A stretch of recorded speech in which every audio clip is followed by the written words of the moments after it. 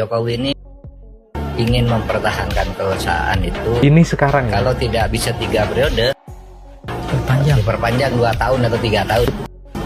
Ini kata Mahfud MD dulu. Sama perpanjangan jabatan, kenapa kok rame terus? Saya mau ngomong apa lagi, kata Presiden. Apa kurang jelas yang ngomong bahwa saya tidak gitu. Sekarang Dimotor oleh menteri-menteri agar membuat pernyataan 3 periode. Di kabinet tidak pernah bicara yang kayak gitu, bukan bidangnya. Itu urusan partai politik. 3 periode Pak Jokowi masih diperlukan. Kalau ada orang-orang mendorong Pak Jokowi menjadi presiden lagi, itu hanya 2 alasannya. 1 ingin menjerumuskan, 2 ingin menjilat. Adalah tampilnya Pak Mahfud di beberapa video itu. Tapi kalau itu asli, betul-betul Pak Mahfud ya sudah seperti jadi psikopat juga gitu tentang perpolitikan Indonesia. Tapi kalau kita tarik dari apa yang dilakukan Dirty Ford dulu, itu semua bintang-bintang adalah anak-anak buah Pak Mahfud, ya ini bisa saja terjadi seperti itu lagi. Jadi kalau bicara soal dia menyerang Jokowi, mau melanggengkan beberapa hal yang ada di Indonesia itu, saya pikir agak terlambat gitu. Dia di pemerintahan Pak Jokowi, ngamuknya kan kalah jadi 16% itu saja. Come on! Dia ini kan nggak ada sebenarnya, kan dia dibesarkan Pak Jokowi. Guys, kembali bersama saya Bang Bill. Kali ini kita akan mereact. Saya kebetulan melihat ada komentar-komentar yang menarik untuk kita mungkin diskusikan, kita pelajari, atau kita lihat baik-baik dan kita dengarkan baik-baik. Kita simak video ini. Jadi Pak Mahfud itu dulu kan ketua MK, dia pernah di DPR juga sama saya. Waktu dia menjadi Menko Polkam, itu kan dia sebenarnya sudah menjadi korban dari satu sistem. Anda ingatkan waktu itu dia pakai baju putih, terus menunggu di seberang, ya, menunggu di seberang. Sudah bicara sama media bahwa saya akan jadikan wakil sama Pak Jokowi, kan dia ngomong begitu. Udah ngomong ke media. Udah panjang ceritanya. Saya udah pakai baju. Ternyata kan nggak jadi. Dan kemudian dia dipilih menjadi Menko Polhukam. Sebenarnya itu kalau saya harus tahu tuh kenapa saya menjadi korban dari sistem yang kayak begitu. Jadi ini saya ini mendengar dari guru-guru saya ya, terutama ini ketua umum Gelora ini kan seorang kiai ya, seorang ulama ya, seorang yang sangat paham agama. Jadi dia bilang ulama itu ada nasihat, jangan masuk pintu yang kamu nggak tahu pintu keluar. Nah, itu orang kan punya ujian masing-masing. Tapi ini kan kita bicara Profesor Mahfud MD ahli hukum. Iya. Ya kan? Harusnya kalau pada waktu itu, kenapa ini bisa terjadi pada saya? Karena sistemnya penuh spekulasi. Betul. Tangga orang menuju kekuasaan itu penuh insiden politik yang sehat. Insiden itu harus dikurangi. Karena itulah kita siapkan satu sistem, mekanisme, kenapa orang bisa di situ. Gitu loh. Nah, pikiran saya waktu Pak Mahfud jadi Menko Polhukam, dia akan kejar ini, I will fix this system. Ada dalam satu posisi, saya nggak akan lagi dijebak oleh sistem itu. Nah, sistem itu misalnya yang saya sering ulang-ulang nih, yang pertama adalah keanggotaan partai. Dia bukan anggota partai. Jadi kalau kita itu bukan anggota partai, satu dari problem inti yang penting adalah bahwa menjadi seorang pejabat dalam sistem demokrasi, Anda harus terafiliasi dengan power tertentu yang menyebabkan Anda berhak mendapatkan porsi itu. Ya, atau afiliasi itu Anda adalah tokoh besar, Anda adalah orang yang itu pun nggak jelas tangganya kan. Karena Anda nggak punya forum forum resminya. Kalau Anda anggota partai, misalnya ketua partai, saya jelek-jelek gini ikut menentukan Gibran. Jadi waktu musyawarah saya ikut bicara. Nah itu maksud saya, kenapa nggak sistem ini difikskan oleh beliau, memfikskan sistem partai politik, sistem pemilu. 2 hal ini paling tidak, pertarungan pemilu. 2 hal ini paling tidak harus difix. Dia menunggu ya kan, dang, dia nggak ada rencana. Kan nggak ada rencana. Kan itu yang saya bilang.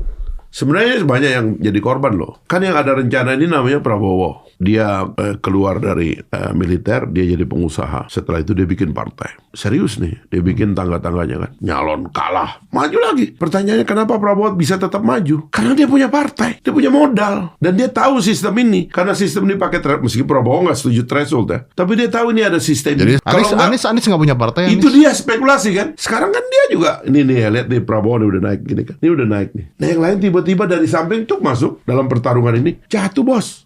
Nggak jatuh lewat tangga kawan itu. Jatuh tertimpa tangga itu. Sakit itu bos. Karena itu tadi. Satu politik ya harusnya ada tangganya, ada sistemnya. Yang lain tidak pakai tangga. Nah sekarang nih. Tiba-tiba di ujung. Mahfud aja.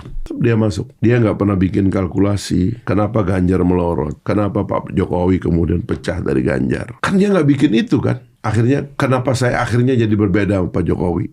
Dia nggak pasang sikap dari awal. Dia itu loyal kepada Pak Jokowi. Hampir Siapa lebih loyal? Pak Mahfud. Pak Mahfud Loyal pada Pak Jokowi. loyal pada Pak Jokowi dan tidak pernah bicara ganjil tentang Pak Jokowi. Semasa dia menjadi pejabat, dia adalah pembela Pak Jokowi habis-habisan. Tiba-tiba Tiba-tiba ngomongnya lain. Salahkan polisi, salahkan TNI, salah sistem semua. Loh, you are on the top of the system. Anda kan harusnya yang bertanggung jawab atas sistem itu. Kok tiba-tiba sistem yang Anda selama ini bangun atau Anda ada dalam pengawasannya, kok tiba-tiba jadi rusak? Ya dari awal tuh dia niat maju. Kalau saya jadi Pak Mahfud ya mohon maaf ya. Saya bilang Pak Jokowi, Pak terima kasih Pak. Atau diajak sama Bu Mega. Bu Mega saya terima kasih. Saya merasa jabatan Menko Polkam ini adalah akhir buat saya karena ini tidak saya rencanakan. Dan karena itulah saya terima kasih. Saya nggak bisa dalam pertarungan lainnya. Apalagi kalau tiba-tiba di tengah jalan saya harus Maksudnya Bang Fahri ini nolak? Iya dong. Bagaimana caranya Ganjar bisa melawan Pak Jokowi? Come on, dia ini kan nggak ada sebenarnya kan dia dibesarkan Pak Jokowi. Tapi kan Ganjar punya backup partai yang luar biasa. Iya makanya itu tadi karena tangga ini nggak jelas. Rambutnya putih, kode-kode yang akan udah diangkat-angkat sama Pak Jokowi saya tahu. PDIP belum setuju loh. Itu belum setuju. Ya? Belum setuju. Rambutnya putih, ya kan. Terus suruh PSI bikin dukung Ganjar jadi presiden. Ngamuk PDIP. Apa-apaan sih ini partai nggak jelas katanya gitu. Taruh sama si Yeni. Ngamuk orang. Gambar di mana? Seluruh Indonesia bos. Projo kasih kode rambut putih dalam sidang Projo. Wah orang bilang Pak Jokowi akan bersama Ganjar. Tong naik surveinya Ganjar. Ganjar dia kira ini dia. Itu dia kan nggak ada sistemnya kan, ya kan? Ini kan dia berada dalam satu situasi. Itu yang saya bilang ya, partai politik kesalahan sistemnya adalah surrender dengan survei. Dalam sistem yang baik, kaderisasi, nominasi, survei, electability. Ini enggak survei dulu. Terus partai mengalah semua. Kamu kader-kadermu ngalah ya, karena ini surveinya tinggi. It's wrong. Dalam demokrasi itu kaderisasi, nominasi, survei. Jadi tangga itu tadi kan. Salah satu tangga itu. Nah, karena tangga itu harusnya diperbaiki, semua jadi korban. Pak Mahfud jadi korban, Ganjar dari korban, Anies jadi korban, Muhaimin jadi korban. Tapi maksud saya kan kita bicara akhirnya Pak Mahfud dipenuhi oleh satu situasi di mana dia kena atau menjadi korban dari ketidakpastian yang dia izinkan berada dalam sistem politik. Kalau saya jadi dia, saya akan bilang begitu. Cukup sudah Pak, saya sudah di sini. Silakan yang lain berkompetisi, saya akan mengantarkan. Dan loyal kepada Pak Jokowi sampai akhir karena sudah 4 tahun saya bersama Pak Jokowi dan saya ikut membantu membuat sistem ini untuk Pak Jokowi dan saya akan tuntaskan 5 tahun bekerja, habis itu saya akan ngajar. Misalnya kayak begitu. Tapi kemudian tiba-tiba last minute Ganjar dipaksa oposan kepada Pak Jokowi. Come on Ganjar. Dalam 10 tahun, 15 tahun ini kapan Anda pernah ngomong negatif tentang Pak Jokowi? Kapan? Nggak pernah. Even single word nggak pernah. Pak Mahfud juga demikian. Dalam 5 tahun, hampir 5 tahun ini, kapan ngomong negatif tentang Pak Jokowi? Kapan menilai buruk ini pemerintahan? Kan kalau settingnya kan gini, Ini saya cerita the logic of ideas-nya ya kan. Saya itu melihat setelah krisis 2014-2019 itu kan dengan teman-teman kan. Waduh, ini sistemnya kok kayak gini ya. Kok bisa sistem ini mengajukan cuma 2 orang. Out of the blue, tiba-tiba 2 orang ini atau 4 orang, kita harus berpihak kepada salah satunya. Padahal dalam sistem demokrasi yang sehat, tangga pemihakan itu adalah partai dan ideologinya, kemudian ideologinya terlebih dahulu, kemudian partai dan jaringannya, barulah orangnya gitu. Tiba-tiba kita ini tuk tiba-tiba muncul karena threshold tadi itu. Saya bilang ini berbahaya gitu. Karena itulah sekali lagi pemilu kita bikin 2024, kalau bisa peaceful transition. Caranya adalah yang kemarin bertengkar itu harus bersatu. Bersatulah Pak Prabowo dan Pak Jokowi. Benar jadi kan? Iya kan? Dan itu terjadi gitu. Pikiran saya waktu itu, kabinet dikumpulin sama Pak Jokowi sampai terakhir. Karena yang di luar kabinet itu Demokrat sama PKS nggak cukup. Gitu loh. Tapi kumpulin aja dulu sampai last minute. Nah 10 tahun Pak Jokowi bekerja menunjukkan bahwa kita ini kabinet ini ada gagasannya. Ada gagasannya, ada kerjanya, ada juga orang-orangnya. Kebetulan pimpinan partai aja juga di situ semua. Kemudian kita ngomong Pak Jokowi, Pak tahan kabinetnya Pak, biarin aja terus sampai terakhir. Bagus juga nih koalisi besar gitu. Akhirnya ngomong koalisi besar kan. Tiba-tiba Nasdem sama Pak Surya keluar, dukung Pak Anies Baswedan. Saya tanya Pak Jokowi, Pak itu kesepakatan kabinet nggak? Saya tanya kan, saya khawatir jangan memang kesepakatan kabinet gitu loh. Dia bilang enggak. Ya udah bagus Pak.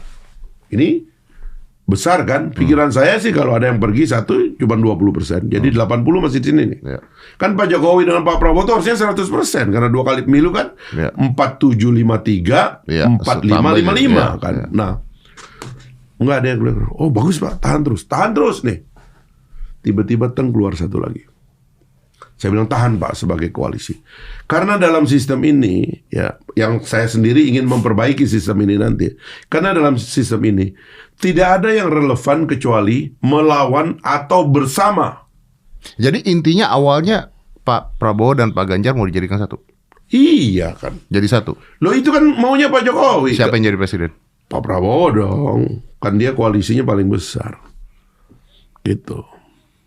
Kan Pak Prabowo tangganya juga. Gimana sih? Ya kan?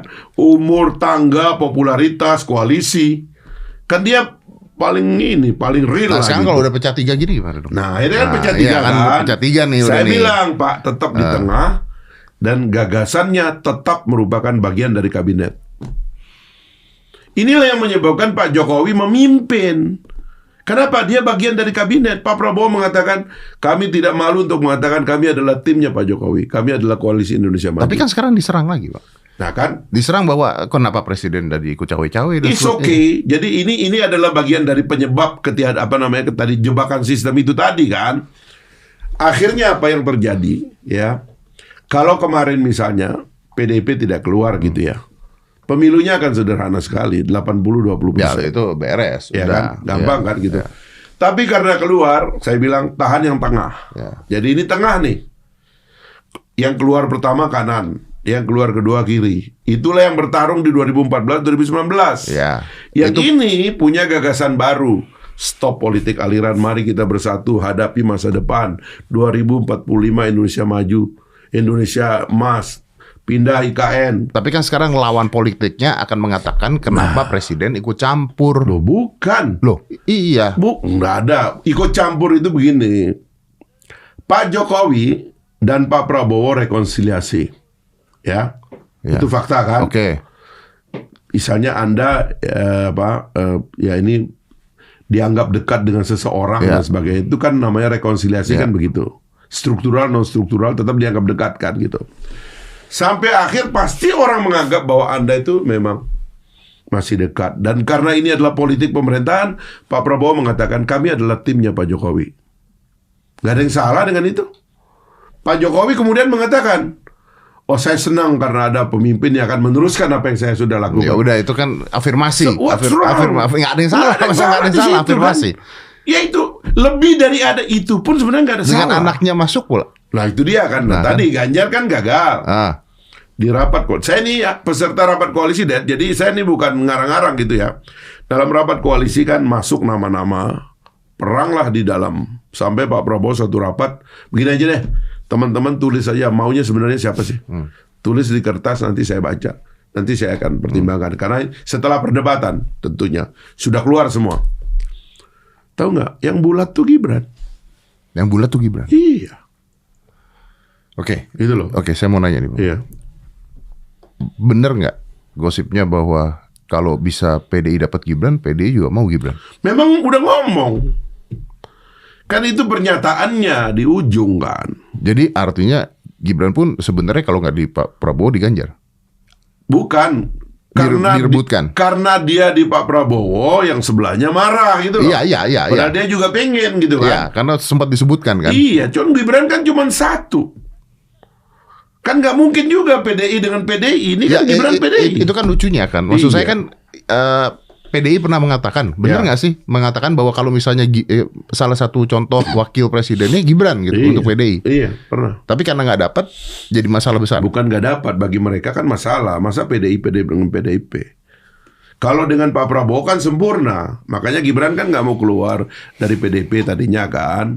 Karena kalau Prabowo dengan PDIP, akhirnya Ganjar misalnya mundur, udah Mas Gibran aja mewakili PDIP. Emang sekarang udah keluar? Sempurna. Siapa? Gibran? Nggak mau keluar. Sampai sekarang dia nggak mau Belum keluar. kan? Enggak. Nggak mau keluar kan? Belum keluar kan? Iya. Boleh begitu? Dia harusnya PDIP. Nggak ada aturannya. Itu yang saya bilang. Kalau mau dibikin aturannya, Pak Mahfud yang tanggung jawab dari awal. Nah, karena nggak ada aturannya makanya Nggak bisa. ada aturan makanya bisa. Gitu loh. Oke. Iya kan? Ini yang saya bilang jebakan sistem. Gitu loh. Nah, kenapa Gibrannya diperebutkan? Nggak diperebutkan sih sebenarnya. Ada yang pura-pura. Ya kan? Karena tetap ingin merasa bahwa apapun Gibran ini karena anak biologinya Pak Jokowi, pasti akan menyebabkan Pak Jokowi terasa dekat dengan mereka. Ya, itu natural. Kan itu harusnya diomongin kan. Pak Jokowi misalnya nih, ini sebenarnya Mas Gibran nih mau dimajukan atau tidak gitu. Kalau mau dimajukan dengan PDIP aja, kan nggak mungkin ada omongan itu juga. Masa Ganjar PDIP, Gibran PDIP, nanti diisolir oleh partai lain, pasti kalah lah gitu. Gitu. Kan sulit gitu. Nah, tapi di koalisi Indonesia Maju ini kita berdebat, setelah berdebat kesimpulannya Mas Gibran.